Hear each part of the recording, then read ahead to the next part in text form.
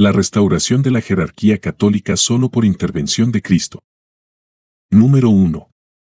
Introducción, una crisis sin precedentes y la necesidad de una restauración divina. Desde la muerte del Papa Pío XII, año 1958, la Iglesia visible ha entrado en una crisis de proporciones históricas sin precedentes. La sustitución del orden eclesiástico tradicional por estructuras modernistas, la promulgación de doctrinas contrarias al magisterio perpetuo en el herético Concilio Vaticano II, y la notoria vacancia de la cátedra de Pedro han suscitado una cuestión grave: ¿puede la jerarquía católica ser restaurada por medios humanos? ¿O será necesaria una intervención sobrenatural directa de nuestro Señor Jesucristo? Este breve análisis defiende la tesis de que, en el estado actual de la Iglesia, ninguna acción humana ordinaria o supletoria es capaz de restablecer canónicamente la jerarquía católica. Solo una acción divina concreta y tangible de Cristo puede realizar esa restauración sin violar la fe ni la constitución divina de la Iglesia. Número 2. Fundamento escriturístico, las promesas de Cristo y la gran apostasía. La Iglesia fue instituida por Cristo como una sociedad visible y jerárquica. A San Pedro le fue conferido el primado. Tú eres Pedro, y sobre esta piedra edificaré mi iglesia, y las puertas del infierno no prevalecerán contra ella. Mateo 16, 18. Esta promesa implica una indefectibilidad visible, al menos en su principio constitutivo, el papado. Cristo confirió a Pedro las llaves del reino, Mateo 16, 19, y a los apóstoles el poder de enseñar, santificar y gobernar, Mateo 28, 19 a 20. Pero también advirtió sobre una apostasía general. Cuando venga el Hijo del Hombre, ¿encontrará fe sobre la tierra? Lucas 18, 8.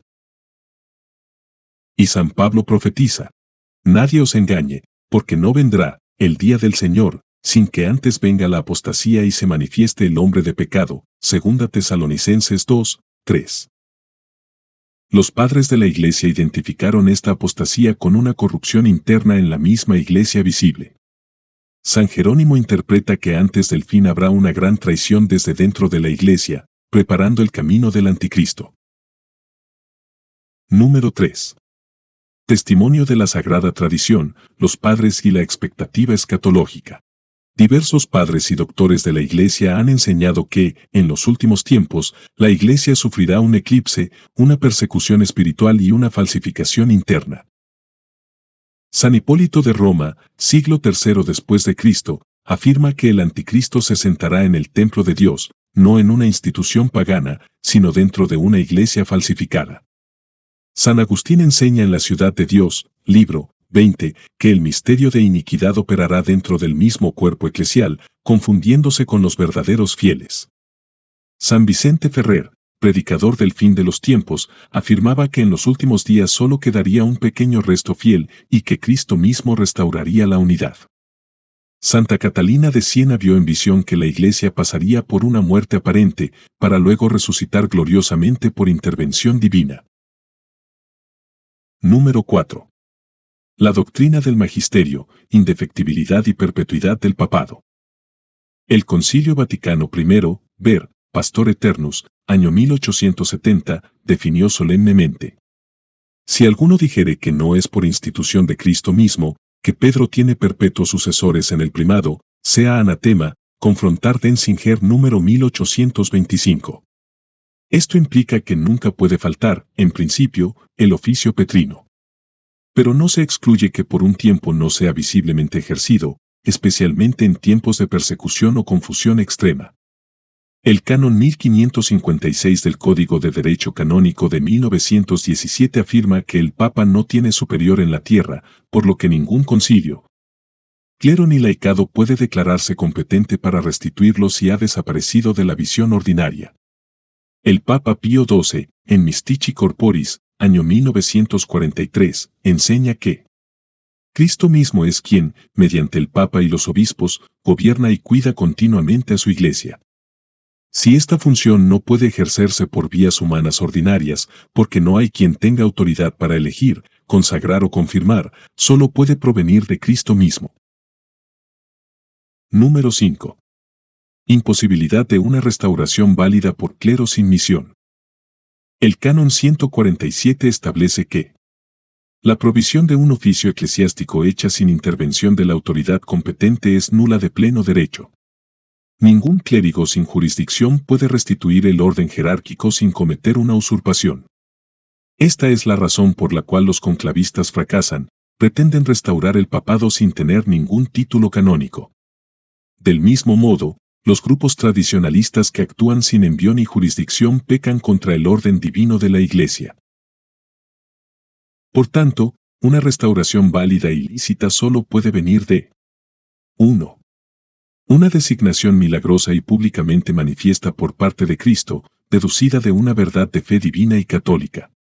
2. O la manifestación providencial de una línea sucesoria legítima conservada en secreto, no contradictoria, pero altamente improbable. Número 6. Testimonios de revelaciones privadas de la Virgen, de santos y místicos católicos. La Virgen del Buen Suceso, en Quito, Ecuador, siglo XVII, anunció que, tras una gravísima crisis del sacerdocio y de la jerarquía, ella misma, por voluntad de su Hijo, intervendrá milagrosamente para restaurar la disciplina eclesiástica, suscitando un prelado santo como don divino. La Virgen en la Salete, aprobada inicialmente en 1851, profetizó, Roma perderá la fe y se convertirá en la sede del Anticristo. Y anunció un castigo seguido de la restauración de la Iglesia por Dios mismo, con un papa fiel suscitado milagrosamente. San Vicente Ferrer predicó que, en los últimos tiempos, la Iglesia sería reducida a un pequeño número de fieles, y que Cristo mismo restauraría la unidad y el orden jerárquico. San Juan de la Cruz, aunque de forma velada, expresó que, en tiempos de gran oscuridad espiritual, Cristo actuaría directamente en su Iglesia para purificarla y conducirla nuevamente a la verdad. Santa Teresa de Jesús tuvo visiones del estado calamitoso de la Iglesia y vio que la fidelidad interior sería clave en tiempos de oscuridad. La célebre mística Ana Catalina Emmerich vio una iglesia falsa extendida por el mundo y, luego, un papa restaurador elegido por intervención sobrenatural y guiado por Cristo, acompañado por santos obispos. Bartolomeo el Saucer, sacerdote y místico del siglo XVII, profetizó una gran desolación en la iglesia, seguida de una restauración del sacerdocio y del orden eclesiástico por acción divina especial en el sexto período de la iglesia. Solo hemos citado algunos pocos. Estas afirmaciones, aunque no pertenecen al depósito de la fe, confirman providencialmente, en armonía con la Escritura y la tradición, que la restauración de la jerarquía puede ser esperada como obra directa del Señor. Número 7. Conclusión, esperanza y vigilancia en la fidelidad. La Iglesia, en cuanto cuerpo místico de Cristo y sociedad visible fundada sobre Pedro, es indefectible por promesa divina, las puertas del infierno no prevalecerán contra ella. Mateo 16, 18. Pero esta indefectibilidad no excluye la posibilidad de un eclipse temporal de su visibilidad legítima, ni la usurpación de sus estructuras externas por poderes hostiles, como enseñaron diversos padres y doctores. San Agustín advierte que muchos están en la Iglesia pero no de la Iglesia, sobre el Evangelio de San Juan, tratado número 6, párrafo 25 dentro de ese tratado. La constitución jerárquica de la Iglesia, siendo de institución divina, no puede ser abolida ni suplantada sin negar la fe. Sin embargo, puede quedar suspendida en su ejercicio visible ordinario en tiempos de persecución, cisma o apostasía generalizada, sin por ello fallar la promesa de Cristo. En tales circunstancias extremas, el deber del fiel no es inventar soluciones humanas ni suplir ilegítimamente lo que solo Cristo puede restaurar, sino perseverar en la fe íntegra, adherirse al magisterio perenne. Vivir en gracia, orar y esperar confiadamente la manifestación del verdadero pastor, suscitado por Dios a su tiempo. En esta actitud de fidelidad silenciosa, se cumple lo anunciado por nuestro Señor. Mas la hora viene, y ahora es, cuando los verdaderos adoradores adorarán al Padre en espíritu y en verdad. Juan 4, 23. Cuando ya no es posible recurrir a los medios visibles ordinarios, permanece la adoración interior, la fe viva, la oración perseverante y la espera confiada.